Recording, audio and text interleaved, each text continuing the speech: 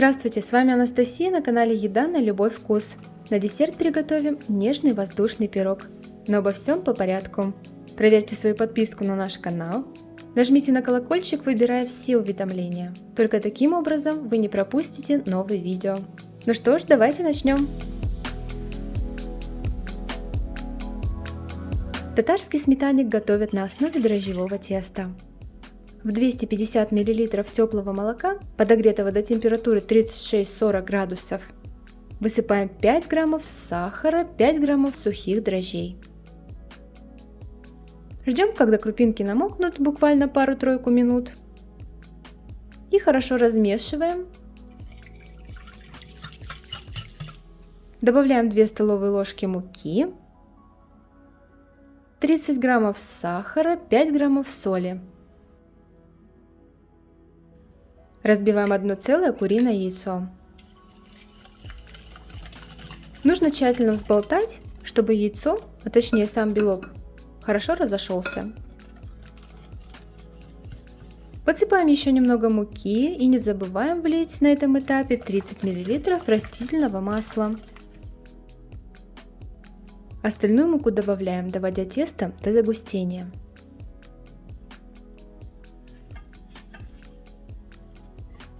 Вымешиваем тесто руками, добиваемся мягкой и не липкой структуры.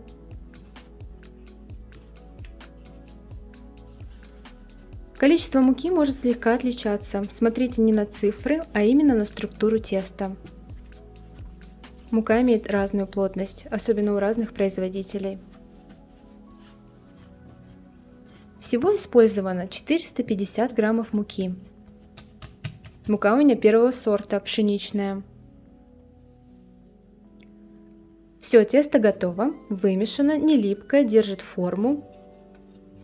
Собираем его в шар, немного смазываем маслом, оставляя в миске, обязательно накрываем. Ставим в теплое место для брожения. За 60 минут тесто успевает увеличиться в объеме. Выкладываем его, не обминая, на поверхность, присыпанную слегка мукой. И также, посыпая немного муки, раскатываем до размера формы с запасом на бортике. Следим, чтобы тесто не прилипало. С помощью скалки переносим аккуратно тесто, подравнивая по краям. –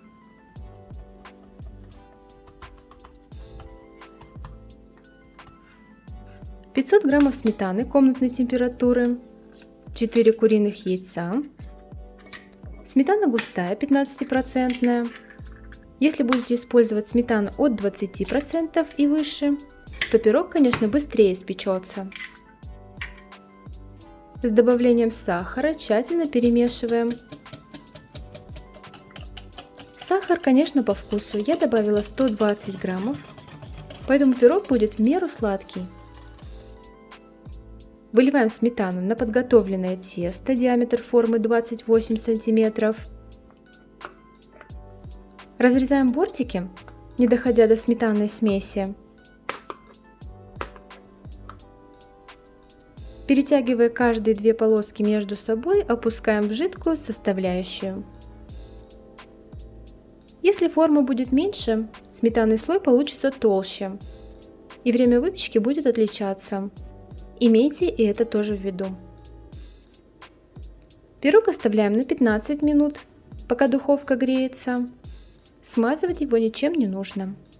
Но если все-таки захотите придать глянцевый цвет, то смазывайте за 5 минут до окончания выпечки. Выпекаем пирог, сметанник, при температуре 180 градусов до готовности. Самой сметанной заливки она играет важную роль. Минут через 15 необходимо накрыть сверху фольгой. Тесто будет зарумяниваться быстрее, чем будет готова начинка. Допекаем до более стабильной середины. В общей сложности со сметаной 15% пирог выпекается 60 минут. Середина поднялась полностью и уже не такая жидкая. Это заметно. Но пока еще трясется, как желе на вид. Хотя на вкус ничего не имеет общего. Вынимаем аккуратно сметанник на решетку, чтобы он не мог снизу от собственного тепла в форме. Даем хорошо остыть и уже охлаждаем минимум 1,5-2 часа в холодильнике. Сметанник приобрел нужную структуру. Больше нет дрожащей середины.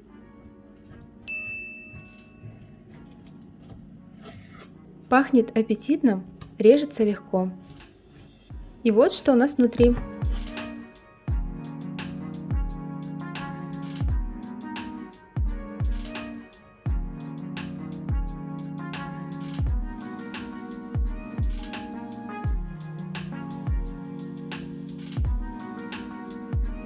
Ну что ж, давайте скорее пробовать.